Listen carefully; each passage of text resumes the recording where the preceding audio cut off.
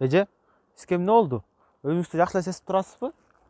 Айыл өкмөтүнө келген тастыктоочу кагаз алайын деп түзүк жооп бербей күттүрүп коюшту. Бул жактан аларымды же башка жактан аларымды билбей отурам. Эже, Кыргыз Республикасынын эли эгемендүүлүктүн ээси жана мамлекеттик бийликтин жападан жалгыз булагы болуп саналат. Сиздин бул абалыңыз менен өз укугуңузду тебелетип жатпайсызбы?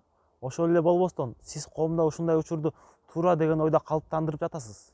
Анан эмне кылышым керек? Кайда, кимге барам? Эже, сиз жөн гана тиешелүү органдан талап кылыңыз, туура жана так жооп беришсин. Эгерде жооп ала албасаңыз, кызматкерден кагуу уксаңыз, алардын деңгээлине түшүштүн кереги жок эже. Жөн гана жетекчисине кирип коюңуз. Жетекчи чечет жана ушундай учурлардын кайталануусуна бөгөт коет. Ооба, туура айтасың. Айыл өкмөт башчысы өзүндө отурат. Кирип тастыктап чыгайын. Ошол менен бирге кызматкерлердин орой мамилесин айтып чыгайын. Эгер бул жактан тыянак чыкпаса, жергиликтүү кеңешке арыз жазам. Ооба эже, туура. Кыргыз Республикасы, Кыргызстан көз карандысыз эгемен мамлекет. Эгемендиктин ээси жана мамлекеттик бийликтин жападан жалгыз булагы эл болуп саналат.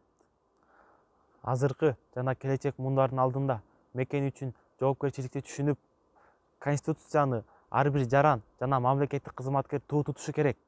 Кыргызстан, жаша Кыргызстан, сен гүлдөп өсө бересиң, кыз улуң барда Кыргызстан.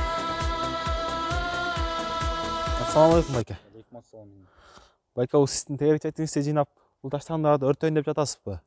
Бул таштандыларды өрттөсөңүз, мындан канчалаган улуу заттар чыгып, биздин башкалардын ден соолугуна зыян келерин билесизби? Анан эмне кылам иним? Жас келди, эки жак тазалаш керек. Ушул силерди ары бери басканда таза жол менен жүрсүн дегеним го. Конституциянын 49-беренесинде ар бир жаран таза жаратылышта жашоого укуктуу жана ошондой эле ошол жаратылышты жана өсүмдүктөр, жаныбарлар дүйнөсүн сактоого милдеттүү. Келгиле, баарыбыз Конституцияны окуп, билип, аткарууга кадам таштайбыз. Мен аткарсам, сиз аткарсаңыз, башкалар да аткарат. Конституцияны тутуп жашаган эл адилеттүүлүктү орнотот, бак кубат жашоодо жашайт.